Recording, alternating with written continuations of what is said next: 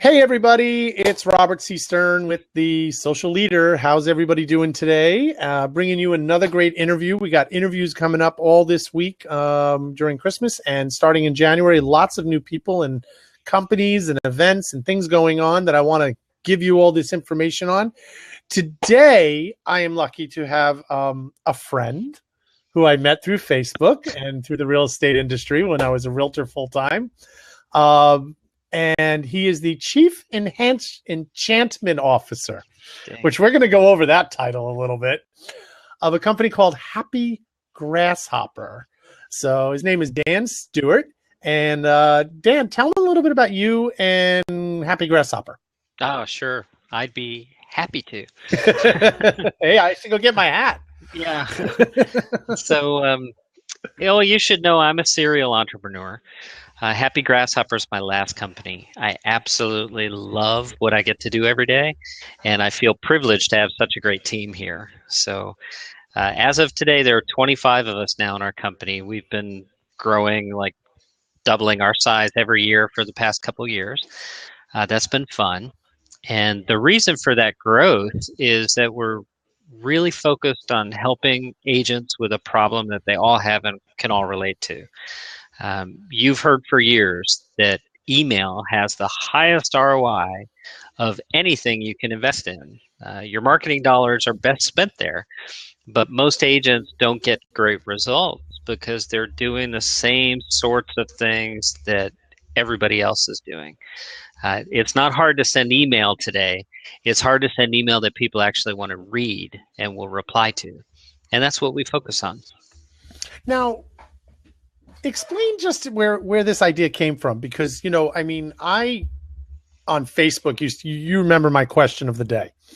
Yes. I used to do the fun little facts and little things and do all that fun type of stuff. But you took it a step further now, giving out like this crazy information. I remember the one about the Girl Scout cookies. And it was just, explain how the program works. It's very interesting. Well, we have a whole team of writers here. So all the time, they're looking at interesting things that are happening now. And we use those to start conversations with a very specific part of your database. The people who already know, like, and trust you, they're great to send that type of content to. Where it doesn't work is if you're sending that to a lead.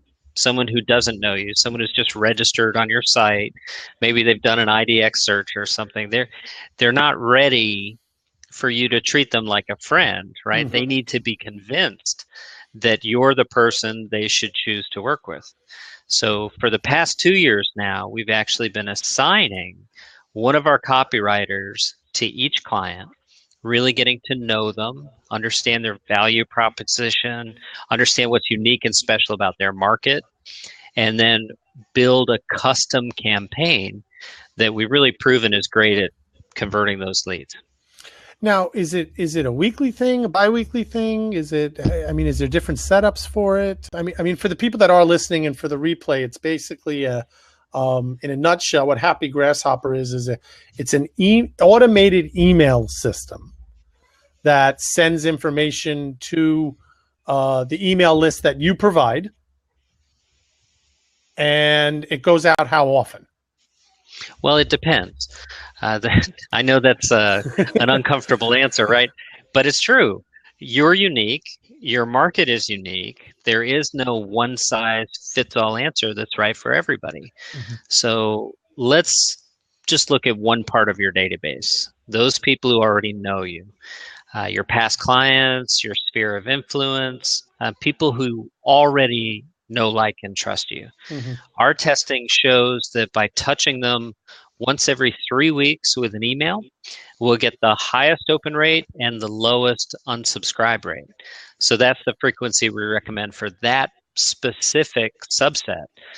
But, if you're in, say, Austin, Texas, San Francisco, California, where your listing inventory just evaporates. The moment you list it, you've got mm-hmm. a contract. Well, you can't have a once every 3 weeks type of approach for those markets. Mm-hmm. You've got to have content that first acknowledges the lead, positions you to the lead, and then nurtures the lead over the long term. Okay. Now we're speaking, obviously a lot when we use the word agent and everything else, it's strictly on the real estate front. How would this system work outside of real estate? Could it work outside of real estate? Yeah, it does. Okay. We have clients in many, many different verticals. We've only ever focused on real estate, but we get a lot of word of mouth. And, one mortgage guy says, hey, maybe this would work in mortgage. And now we've got dozens of mortgage people who use us. Same with insurance, same with really a wide variety of different business types. Yeah, because I mean, with so many different, people now starting their own companies and doing databases, because that's the key to everything now, is to get the email addresses so you can keep in touch with people. It's another avenue to look at where how did you come up with this idea? Well, I'll tell you, I had a CRM company. So I told you already, I'm a serial entrepreneur. I finally found exactly what I really love to focus on. We'll wait for you to cough up a lung. I keep going. All right. So at our CRM company, we noticed that only about 18% of our user base sent email messages on a regular basis. That was startling to us because 100% of them subscribed because they wanted to send email. The problems were people didn't know what to say. They didn't know how frequently to say it. And they didn't know the duration that they should keep saying it for. So Happy Grasshopper was just an experiment. When we started, it was just, hey, let's figure out, can we actually help people by providing content for them? A, do they want it? B, can we really make a difference for them? So that was 5 years ago. Obviously, we're still here because it works. That's great. Because, I mean, how has the build been going? I mean, how has it been growing the company overall? It's been aggressive these past few years. We've more than doubled our revenues every year. I mentioned there are 25 people now at Happy Grasshopper. That's, for us, when we started, there were 2, and that seemed like more than enough for a long time. So it's been really fun to grow, and we're fortunate to have great word of mouth and referrals. I still don't really feel like we've nailed our marketing efforts. So yeah, we'll just keep doing a great job and trust that that'll allow us to keep growing. So a new person hears about the company. I mean, I was checking out the website, happygrasshopper.com and everything. And, I've been through it many times, and that. But what is the assessment part of it? I mean, how does that help? Okay. Because, I saw that on there. So, yeah, so it's been about 2.5 years now. We made a decision that we were going to provide 100% money back guarantee on everything we do, and everything we sell would be with no contracts and just, an auto month-to-month renewal. So that really puts a lot of pressure on us to make sure we can produce results for the people who sign up with us. So the reason we do that assessment is to figure out whether or not we can actually help them. If, for example, someone's a brand new agent, they've never worked in sales, they've just got their license, it doesn't make sense for them to sign up for us yet. They need to take some time to build their business and understand really how it works. And once they have a database built up, we can certainly help them. And then at the higher level, where we're doing custom lead conversion, custom recruitment campaigns, we look for our clients to be outside of their dabbler stage. They're not still figuring it out. They have systems and processes. They know if they've got, say, 100 leads, they know about how many of those they expect to convert. That gives us a baseline that we know we can build on. I'm just looking at some of the people in here, and I'm like, oh, I know a few real estate people in here. Mr. Jay Thompson has joined us. Oh, I love that guy. Hi, Jay. I'm like, Merry he's listening in. Happy New Year. So how has the retention rate been with the company overall? I mean, with people that signed up from the beginning versus continuing building on it and staying on it and everything else? Our churn rate varies, of course, by the product that we're providing. At the very lowest price point, where we're a $19 a month product, we have some who will, sign up, they'll send one message and then they'll cancel, and maybe they'll be back in a couple of months, couple of years. At the higher level, where we've done the interview and we've created the custom content for them, it's just solid. Our churn rate is extraordinarily small, and company-wide, our net churn is 2.3%. Oh, wow. So it's small. Yeah, I was going to say, that's very small. That's actually, we all need to learn from you, because that's a very low-end one. Well, you know what? I want to comment about that. If you think about our pricing policy, our no contracts, and our guarantee, we're really doing something that I would encourage every agent and every person in business to do, and that's acting as a true fiduciary. There's no, hey, let's meet your needs before our needs. Let's make sure you're, financially satisfied before I am. No, we set all that aside and we focus solely on the needs of our clients. And if you can do that, if you can get to a place where that's really something that not just you do, but all the people in your company do, that's scalable. It's huge. So how would you see the way America is now with, small business is the past, since the recession started, a lot of people started going out on their own, which, the psychological point of view, a lot of people say, what are you, nuts? It's a recession. Why are you starting a business? And, personally to me, that's the best time to start a business. So, and now we have so much more small business out there, because a lot of people with the layoffs and everything that happened back in 2008 and all that. So a lot of people turn to starting their own jobs, starting their own companies, coaching companies. I switched from real estate to go to social media training and everything. A lot of them don't, I guess, understand as much about gathering the emails, or shall we say the funnels, or pulling those.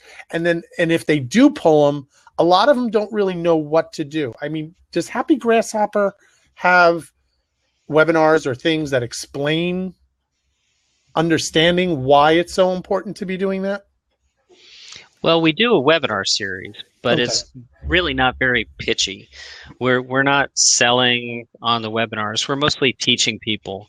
We'll bring on a highly successful client, someone like Chris Lindahl, Ryan Tollefson, Ben Kinney, Gary Ashton, so on and so forth. And they'll explain to our audience what they're doing that's allowed them to go from 20, 30 transactions to 60, 70 to 150 to 3 to 4 to 5 to almost 800 a year in some cases. So that said, yes, of course, we've got to teach the basics of collecting data and helping people understand what to do with it. And, it's so simple, I can teach it to the audience right now. Stop thinking of your database as this really complicated thing.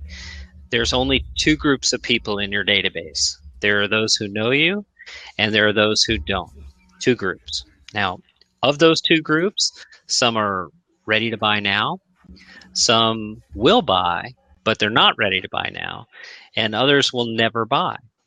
So those people who know you, they need to hear from you on a regular basis that shows you care, that shows you're thinking of them, that engages them in conversation so you can continue that relationship. And then all those people who don't know you, and let's face it, those are leads, right? Those are all that incoming opportunity we don't have relationships with yet. Sorry with the echo. Sometimes I'm mispronouncing things. It's okay. The thing that has to happen with those leads that come in is first they need to be acknowledged, and that acknowledgement has to take into consideration the source of the lead. And you don't treat a referral from a friend the same way you do an open house registration or a Zillow lead or an IDX search or a home valuation request. They're each different types of leads, and they each need to be greeted differently in that acknowledgement email. then you've got to position yourself to them appropriately. You've got to help them stop looking at you as just another agent, just another salesperson, just another guy who wants a commission. They've got to see you as a human being, and that's what's going to help them decide that they want to actually work with you. Now, the data shows that when a lead registers, that first registration, they're typically 6 to 10 months from a transaction. Sorry, the echo is really getting me. Oh, okay. Because they're 6 to 10 months away, you've got to have that nurturing phase that really complements the sorts of IDX search updates that they're already getting. You need to send content that shows them what you love about the areas that you represent. You've got to help them see that there's more to you than just the real estate side. Does that make sense? Oh, definitely. On all the businesses, it's not even just the real estate. It's amazing that when I sign up for a lot of these different things, and then all of a sudden I start getting plugged. I mean, they're like, boom, you know, hey, I got this program for this, try this, or I got this program for that, try that. And, you know, they don't give out information sometimes, or they give out a little, excuse me, it's getting over this cold. And they give out this little bit of information, and then they turn around and they go right into sales pitch. And it's like, I just signed up and I got, like, you know, the confirmation email, and then I get the first email. And then, you know, the worst is when I get the situation where I get emails every other day on some of these things. Like, they just splatter it up against the wall to see what's going to work. I think there's so much dogma out there really about what works and what doesn't work, that something's been lost. You know, anybody who's got an inbox today knows exactly what marketing looks like. We get tons of it, tons and tons and tons of it. And, you know, that compelling subject line, we see it and we're like, okay, this is a sales pitch, right? And then we click on it and we see this beautifully templated graphic and we go, all right, I'm being sold to. They didn't send that just to me. They built that fancy thing to send it to thousands of people. So it's become very, very safe to ignore. The smart thing to do is make sure that what people receive in their inbox from you causes them to want to engage with you. It shouldn't tell them the whole story. It should help them see that you're a real human being, and it should make them feel good. It shouldn't make them feel like a target. Correct. Now going off topic for a second, Chief Enchantment Officer. I've explained this one. Come on, Dan. There's a great guy named Guy Kawasaki. Yes. I met him at a conference a couple of years ago, and he gave me an autographed copy of his book, Enchantment. And I read it at the time, and now as we're scaling, as we're growing our employees all the time, it's really important for us to make sure that everyone we hire understands that our job is to surprise and delight our clients. So a big part of our focus moving into 2016 is getting my entire team really thinking about what they can do to enchant not just our external customers, but our internal customers too. You know, what can an account executive do to make one of our writers feel really fantastic about the person they're about to meet and create content for? I want everyone on the team thinking about that. So I changed my title to help make it memorable.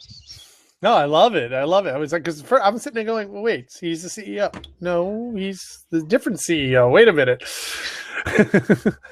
So tell us about some of the fact-giving emails. I love the way, like I said earlier, there's a Girl Scout one about the cookies, and where did all that stuff come from, and who finds that information and decides which is the order? And well, our writing team is constantly sourcing that information.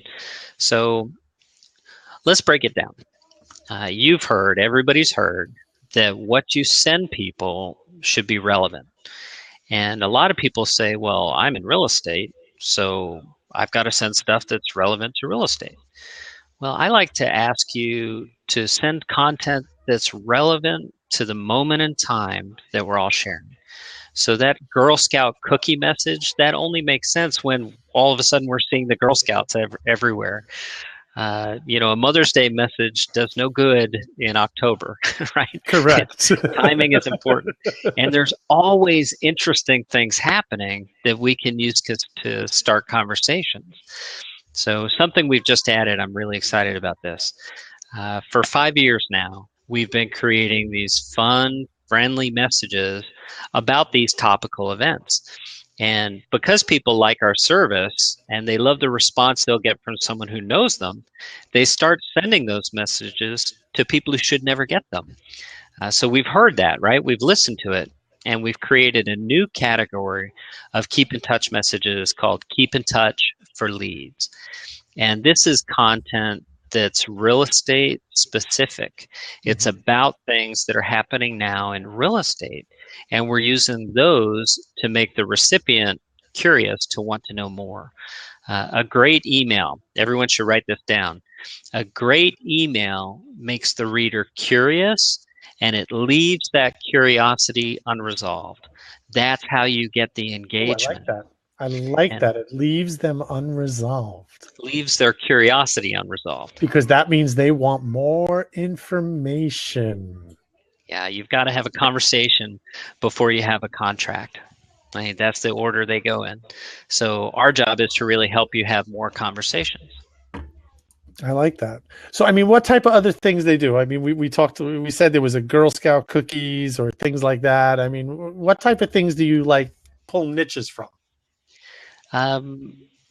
Pull niches. So, like facts, like little things that I'm going to list some categories for you. Okay. What we've done when we started back in, I guess we sent our first messages in November of 2010. We didn't even incorporate until March of 2011.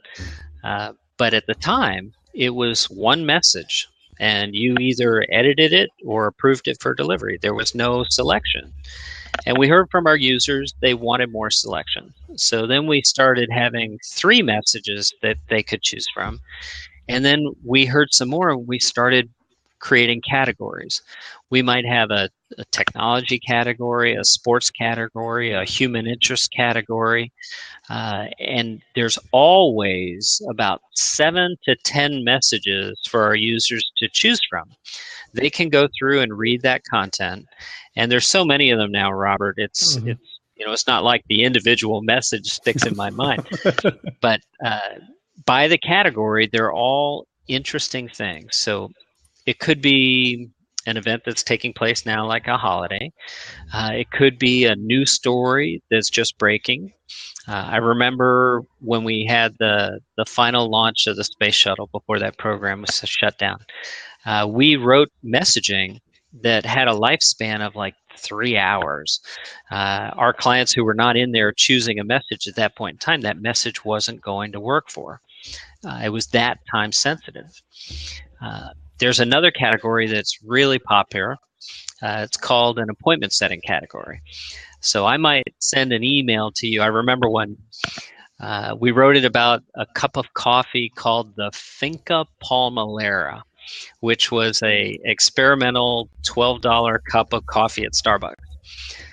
So you might get an email from me, Robert, that says, "Hi, Robert.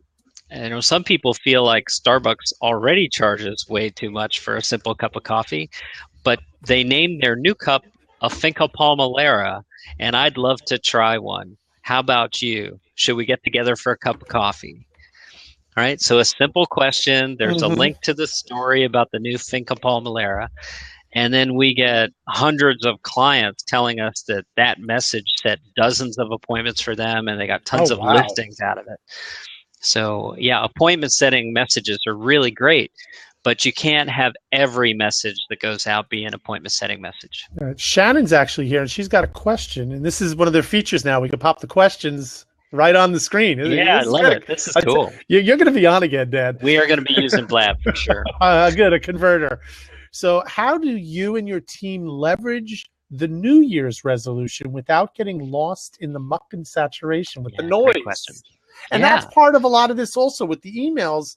How do you make your emails different out of the noise of all everybody Well, else. it's like we're all in a parade.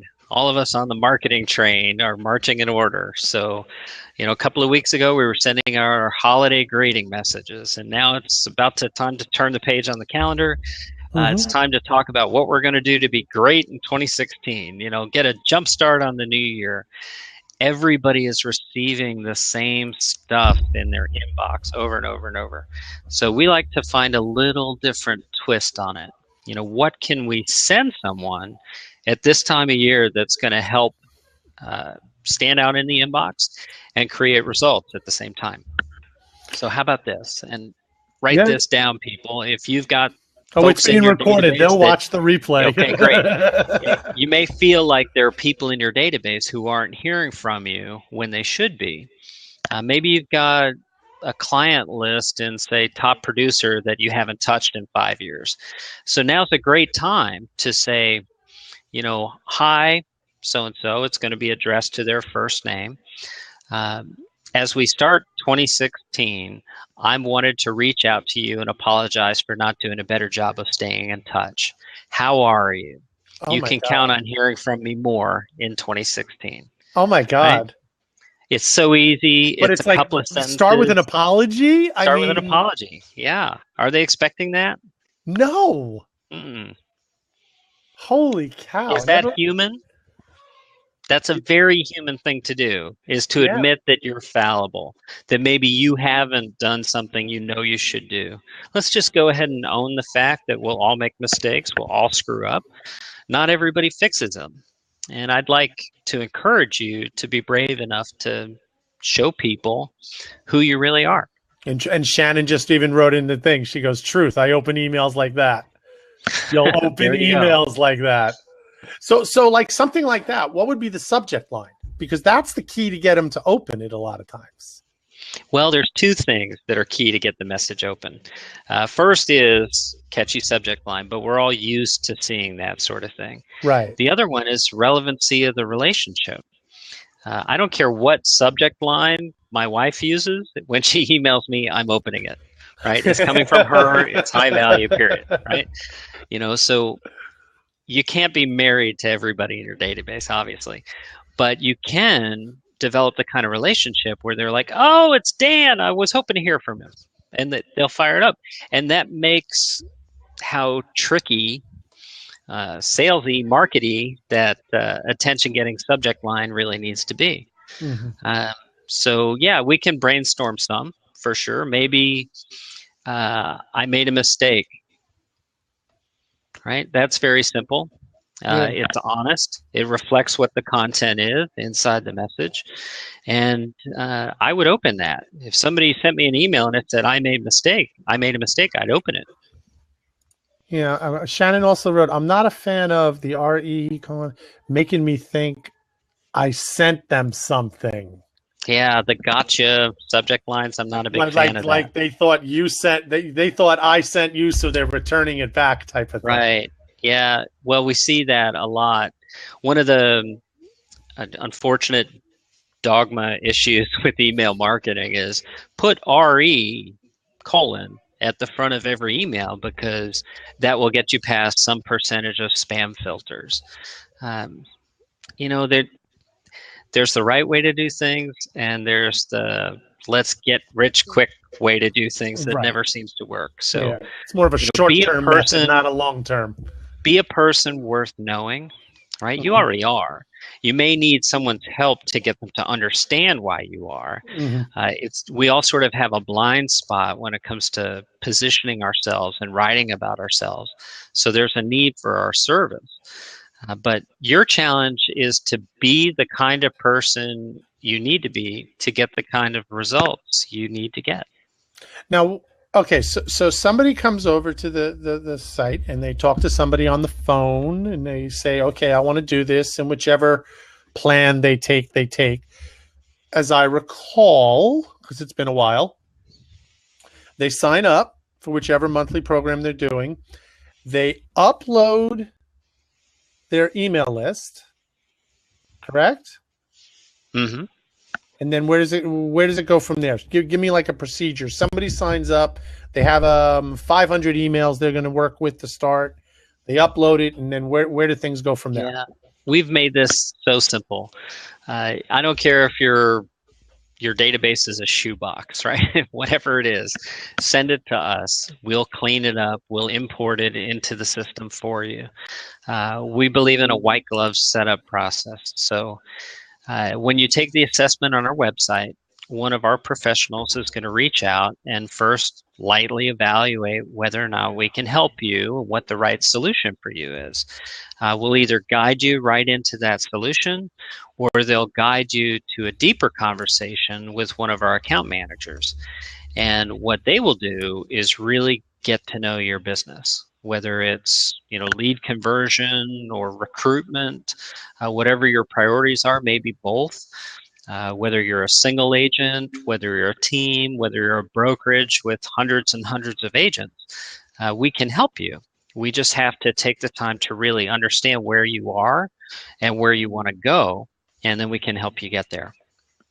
Now, once it's uploaded and you have the conversation, everything else, who picks the messages that go out? Is it you log in as the customer and say, I want to send that one, or how does that work? Well, it depends on the type of service they've purchased with us. With lead conversion, for example, we're connected to all their lead sources. So since Jay's on the call, let's imagine a Zillow lead comes in. We're going to get that notification at the same time the agent does, and we're going to automatically acknowledge it. Then we're going to position our client to the lead, and then we're going to nurture that lead in the long term. Now, if someone's using just our Keep in Touch, say for Sphere, we're going to send them an email once every 3 weeks. And that email reminds our client, they just click a link in the email. They read the content that's available now, edit if they choose, and then approve it for delivery. So it's either totally automated or nearly totally automated. Okay, we had a couple questions come in that are really, really good, actually. Let me get to this one first. Sonia's saying, so do I use this instead of the Aweber or MailChimp or any other email company that there is? Or do I have my email set up with them first? I mean... Yeah, great question. So technically, if you're our client, you don't need Aweber, you don't need MailChimp, you don't need Constant Contact, et cetera, et cetera. Most of those services are do-it-yourself services. We are a done-for-you service. It's our job to create what you need. Although a lot of our clients use our blast functionality to supplement what they also might need to send. Many of our clients, say you're involved in a church group, a PTA group, whatever it might be. Maybe you're a coach for a soccer team and you want to send out some kind of message to those people. You can do that in our system as well. Okay, so you can send other things through the system besides your stuff. That's right. Okay, and then also, Shannon, you put your question in. I wanted to get to Nick's. Hold on, because Nick asked me 2 questions. Let me get him over here. First of all, do you have professional writers on the staff? Yes, we do. Okay, and then he followed it up with, and do you connect to the customer CRM? How does that work? We do. We connect to, well, I'll break them down for you. We've got a really great integration with Follow Up Boss. This is the model I'd like all of our CRM partners to really follow. When a contact is entered either in Follow Up Boss or in Happy Grasshopper, it's synced across both services. And then we push our reporting data into Follow Up Boss. So then it can appear alongside the contact record. We've had an integration with Wise Agent for years, which has been just sucking the contact data over into our system. They're nearly done with a deeper integration that will function the same way as I've described for Follow Up Boss. We're connected through a third-party service called Zapier with hundreds and hundreds of different CRMs. So we can enable easy import of the contacts, and in some cases, we can push reporting data back out. Okay, Shannon's asking it. Shannon's got some good questions for you. I don't know if she wants to jump in or not, but how much conversation time back and forth with your team before emails start to be sent? Great question. Okay, so let's be specific, because if you're a keep in touch sphere or a keep in touch leads client, there's none. You just log in, you choose the content, so you don't invest any time being interviewed. If we're creating custom content for you, we're going to have 4 steps. First, there's a tech call. And during that tech call, we're going to import your database. We're going to connect to all your lead sources. And that's going to take, depending on the client, between about a half an hour and an hour. The next call is with one of our professional copywriters. And that call is going to be an hour. They're going to interview to really pull out what they need to create great content. And then they're going to start sending that content for your feedback. So, I'll put it in real estate terms. You meet a family and they say, I want a 3-bedroom, 2-bath home with a pool. So you line up a few of those, you show them a 3-bedroom, 2-bath pool with a home, and then you immediately know what they really want and what they really don't. So our review phase works very much the same way. I want the content to fit you. I want the person, your lead, meet in their inbox to be the same person who shakes their hand. So we go through that step number 3 of review in order to make that happen. And then step 4 is the launch call. That's when we turn on the switch. We start by re-engaging your existing database. And then, of course, we're immediately responding to those new leads as they come in. Shannon said she'll probably jump in. She said to stand by because she's completing your assessment as we speak. Cool. Because I did put the link up, so if anybody wants to check out the site and see all that. That's the great thing also about this. If you type happygrasshopper.com, you don't need the www or anything else. That is a clickable link. You can actually click it, and in another browser, it will show up while we're on here. I see David Vaughn has a question. Yes. David, we have a lot of clients in the B2B space. Yeah, she was saying, sorry being late. Does this work B2B as well, B2C? And then Sonia's asking, here you go. What is the system with funneling those subscribers further based on their interest, and how many follow-up emails do you send? Ooh, good one, Sonia. Yeah, this is great. And unfortunately, just based on that question, I can't really give you an answer. There is no one-size-fits-all solution that's going to work for everybody. So what we need to do is have you take that assessment and talk to our team. Then we can go through and really figure out what your sales funnel looks like and support it with the right kind of content that helps you convert more leads. That makes a lot of sense. Because basically, as each individual customer, whether it's business to business or business to consumer, or as I like to say now with the Brian Kramer way, everything is human to human. It doesn't matter. Each individual person is a different person. So how you may want to do things, like you said, you may want to have 2 or 3 different variations. You might want to have those people that are customers already that you've gotten to know go on one aspect of the business. And then you, like you said, the leads may go in a different aspect, and you don't want to send the email to both. Right. You want them to be tweaked and done differently. Yeah. Now, let's say somebody wants to do that. Let's say I had a client list of whatever number of people that is my clients that I know well. They know, like, trust. They do all that. And then I got my lead side. Mm-hmm. And I want to do both of them with the Happy Grasshopper. Is that considered 2 separate accounts, or is that? No, it's one account. It's one account. Yeah, we expect your database to look like that. Okay. I mean, right now you've got people you know, people you don't, and then you also have a zombie category, right? I like that one. I like that name. Yeah, everybody has this pile of old leads that just never matured, right? Nobody ever managed to contact them or sell anything. Mm-hmm. So we create special re-engagement content for those folks. And in a lot of cases, that'll pay for years of our service right there. So anyone who on this call who's got a ton of dead leads in their database, you have an asset. It's not wasted money.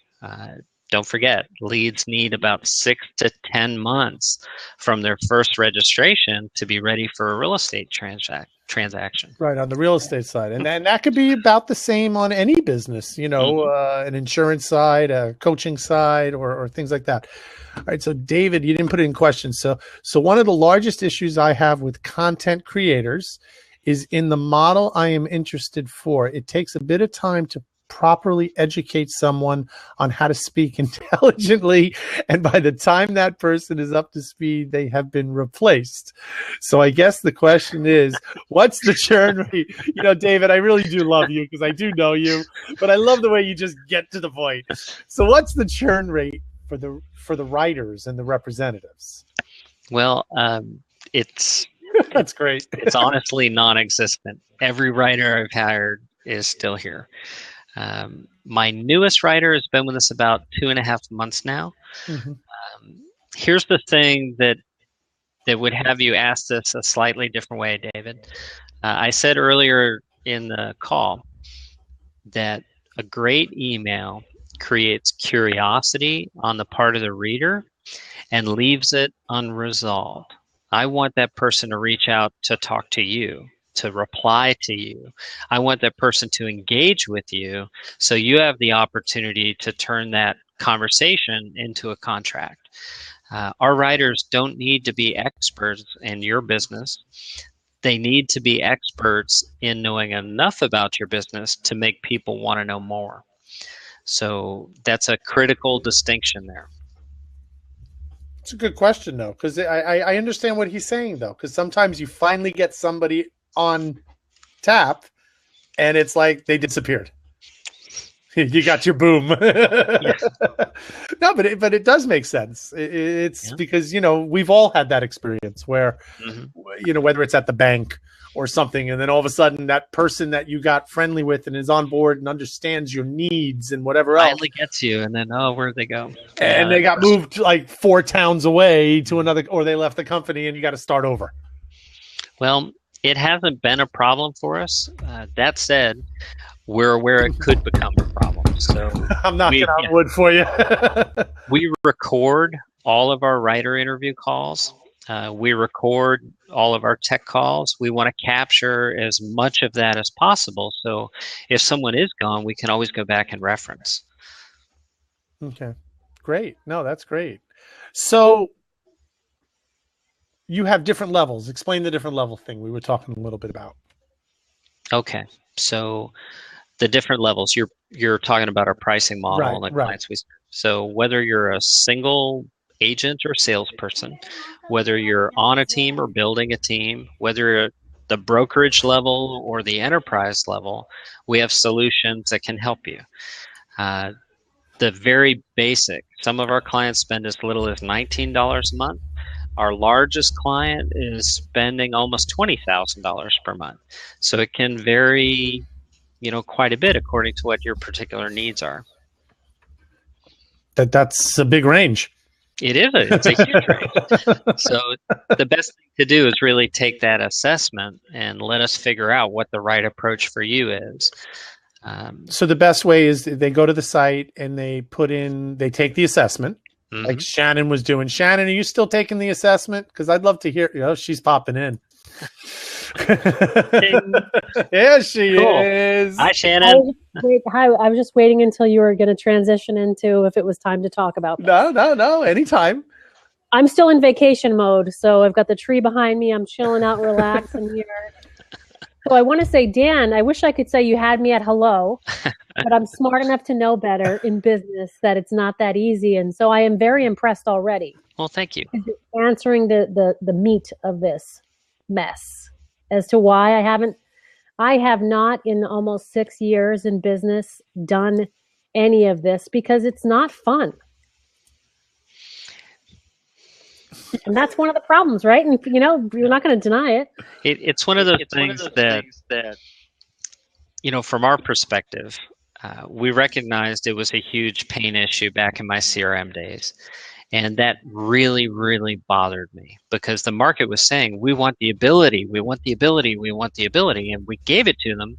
They still didn't take advantage of it. So Right. then it was just like, wow, there's another problem here. We have to focus on that deeper problem. And that was it. People just didn't know what to say or when to say it, how frequently, and it can be a big, confusing mess. So I'm most proud of and most grateful for is we've grown large enough to have data across all of North America, thousands and thousands and thousands of customers, all these different campaigns.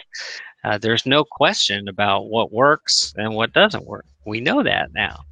And it would be so hard for a single person to optimize their own campaigns to the point we can on day one. And I agree with that. And so I think this one question that may have come up before I jumped onto the Blab stuff, or I missed it when I was doing an assessment, which is now complete. I'll see how long it's going to take for your team to contact me back. Shannon, do me a favor, refresh, because it's going in and out. Yep. When we refresh, that means they probably like a lot of people on the call, I saw the Star Wars movie. My droid isn't great, but I think what she's asking is how quickly will it be before someone responds to that assessment. So I can tell you, Kate is on vacation right now. Eric is here in the office. He's the person that's going to be calling you. And he'll be doing that based on his first availability. So you'll hear from him today. No, I was actually teasing when I said that. Yeah. But he answered it.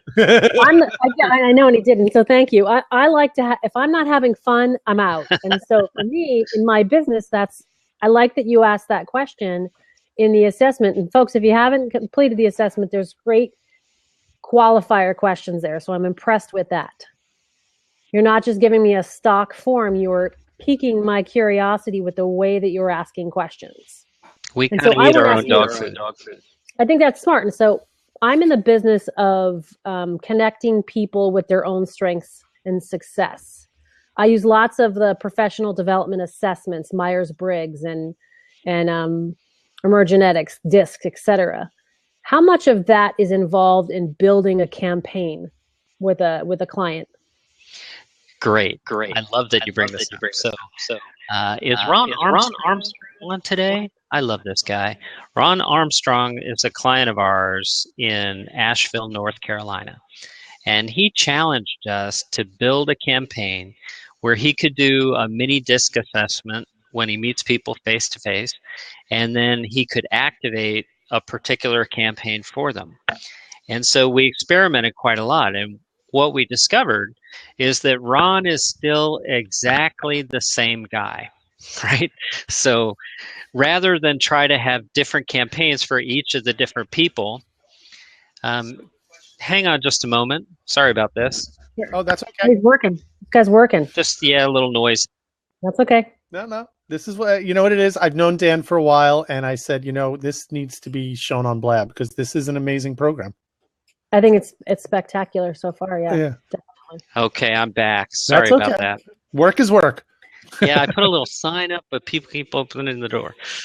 You have to be creative with the wording on the sign. Need to write a better sign. Keep out. Yeah, so back to the DISC assessment. I think it's really, really valuable for any person who's in the business of helping people get what they want, right? Salespeople. We need to understand the DISC. We need to understand, like one of my favorites, Shannon, you might love this, is the Values and Lifestyle Survey. Do you know that one from Stanford Research Institute? That's been just enormous for me in my career. We need to understand that. And then we also need to recognize that for us to have joy, to really love what we're doing, we need to attract people based on who we are. So rather than try to serve absolutely everyone, I like to help a client have content that sends that pain in the butt person they'll never want to work with running for the hills. And then like a magnet really attracts the people that they're going to work well with. I think that makes sense. And that's the kind of quality conversion that I know I'm looking for. I can send lots of emails. I can do the quantity of blasts, except it's white noise at this point. I mean, I know it's white noise for me. We talked earlier about, you guys were chatting and I was posting my comments in the side. I'll tell you, I barely even look at my email. Mm-hmm. I'm over it. It's just too much to where I was actually looking to hire somebody to weed through my email for me, because it's just really, that's where I'm at. Just so much noise. And then the second job is to go through and get me off of all of these lists that I'm on. One of the huge That's very telling, values, right? That's very telling. Yep. Yeah, it is, exactly. And I was just going to express that one of the huge values is that people feel exactly the same way you do, right? So when you're sending the right stuff and it does penetrate, how good does that make you feel? Absolutely. How great do you feel when someone treats you like a human being instead of like a marketing target? It feels fantastic. Exactly. Because people don't want to be sold to. Mm-hmm. We get that. They want to be able to be given information that they think that they want or they know that they want. People love to buy. They just hate to be feeling like they're manipulated. Exactly. So thus far, my new friend Dan and Robert, I see you on all the time. I'm impressed, and I'm looking forward to following up. Well, cool. This is part of my 2016 commitment to my company. Awesome. So this and a new website. And so we'll see what happens down there. I know technology. I can follow along. It's just not fun for me. I'd rather source that out and enjoy connecting with people. Do what you do best. Do what I do best. Yeah. And so that's one of the keys that I'm already finding with the message so far that you're presenting here, is that I like, and I don't remember exactly how you said it. You're going to do it and get it done, not, how did you guys say it? What did you say earlier? I forget what you said. I don't know which part. Dan, you were saying about it's not a piecemeal, do it together. You're going to do this and complete the process for us. Yes. Something like that.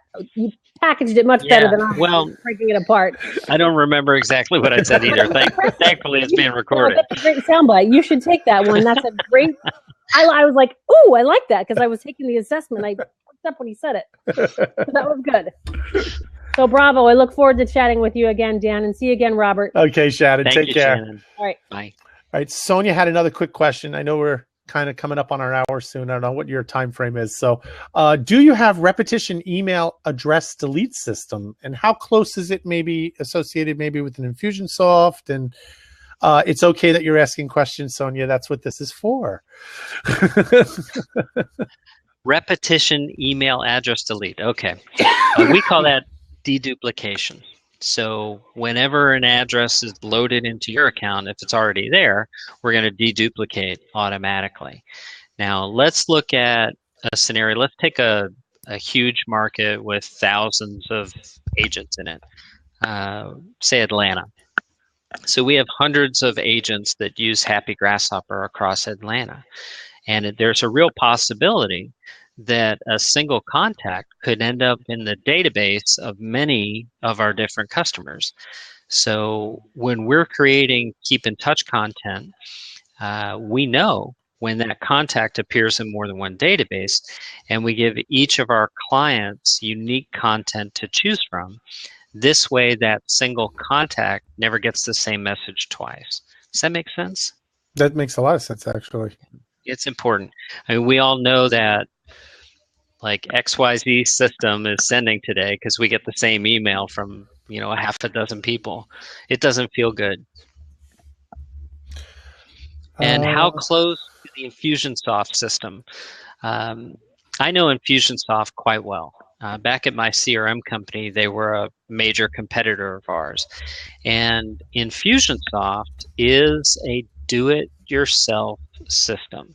It's highly complex. It can do a million things under the sun.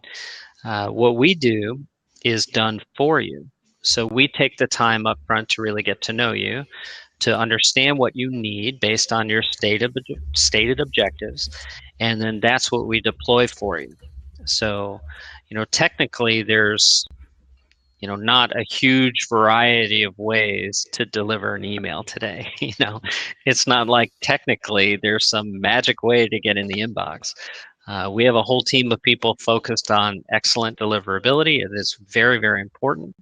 But content is the thing that's going to cut through the clutter, and beyond getting into the inbox, it's going to make sure you get the reply coming back to you.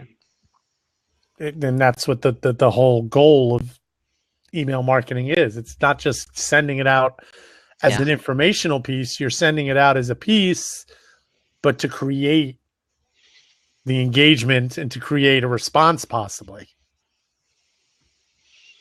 It is so important to focus on that engagement. That's what I like to ask people to judge us by. Because at the end of the day, you're not purchased. You're not buying sentences. You're not buying those sentences delivered. You're buying the conversations that those sentences produce. That's really the business we're in. That's the deliverable that we're selling. That's great. Well, does anybody have any last minute question? We're coming up on the hour. I know Dan's got a busy couple days before New Year's hits. Can't believe 2016 is here. If you does this work with lead pages? Yes, it does. It does work with lead pages. It does. You can't name an online lead source that we can't pull that lead into our system. So if I have a promo out and it's putting emails, let's say, into my MailChimp, can I have it set up that every time an email goes into the MailChimp that it automatically gets fed into Grasshopper, or do I have to manually do all that? You could do it that way, but we're going to make it even easier. So, whatever lead source you have, we're going to provide a unique email address for that lead source. And then we just get CC'd on your email lead notification. So I get the lead notification at the same time you do. And then our software opens it, it reads it, it pulls that contact information out, it's called parsing, saves it in our system, and then delivers the right message. He's been like biting at the bit. What is he typing or something to you now, Robert? I'm watching his comments. He's like, really?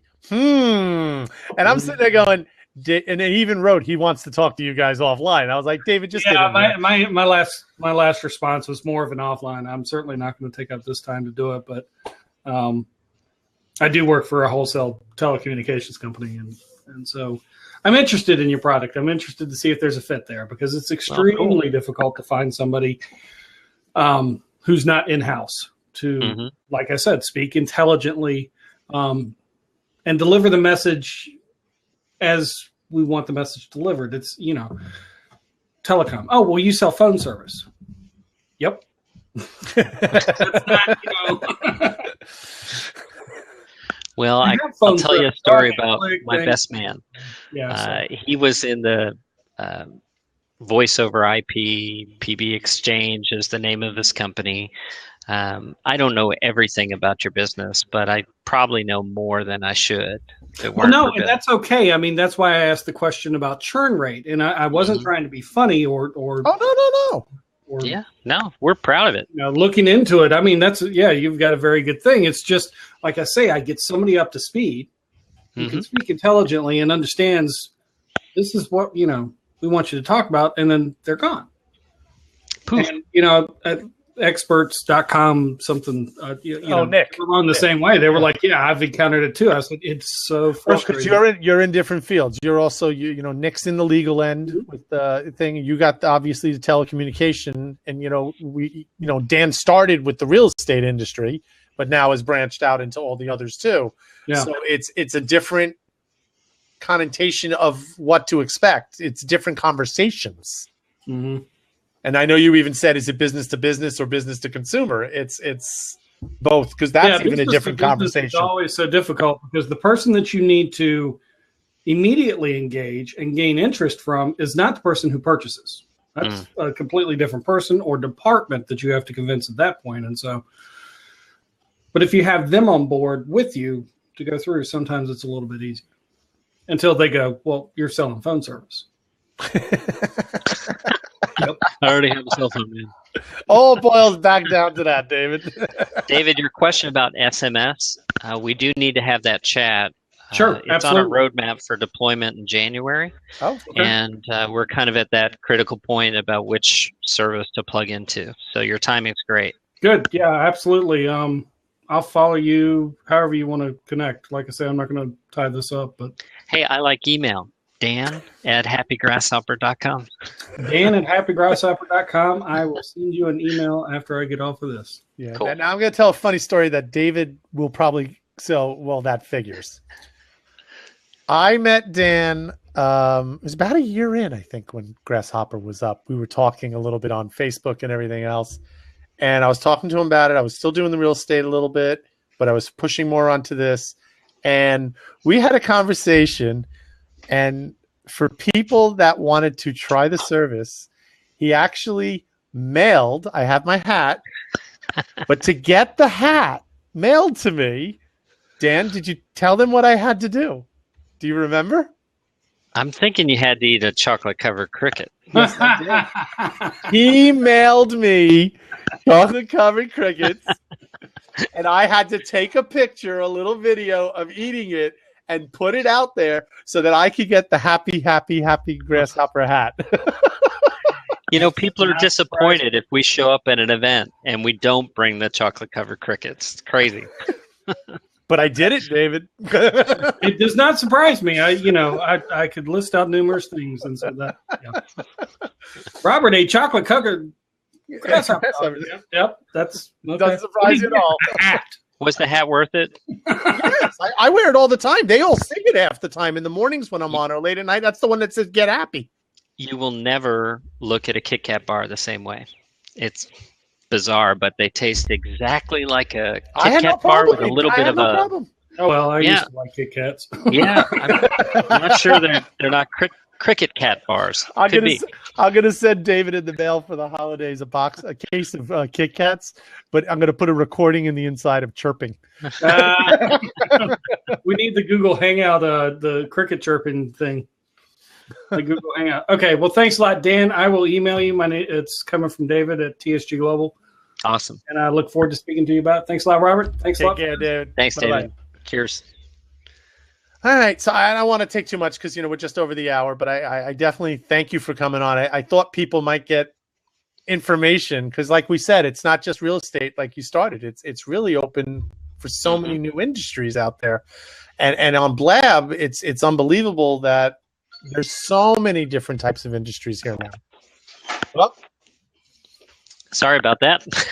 David, did you email him already? Man alive. It's my wife.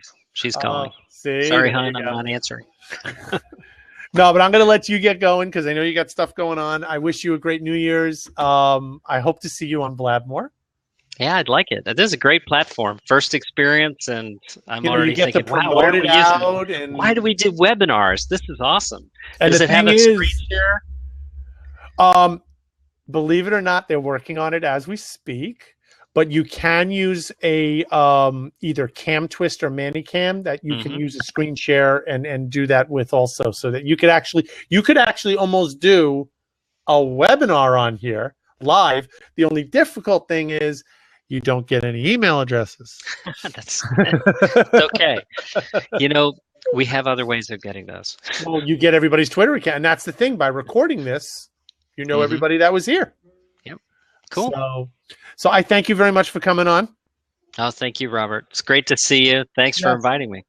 And I will see you again, and have a great New Year's. Awesome. You too. All right. Guys, take care, everybody. I will see you. I have another interview tonight. Joel Combs coming on. You might not want to miss that. We're going to talk about his book, the Social Poetry Books. So very cool. We'll talk to you soon. Take care, Dad. Bye.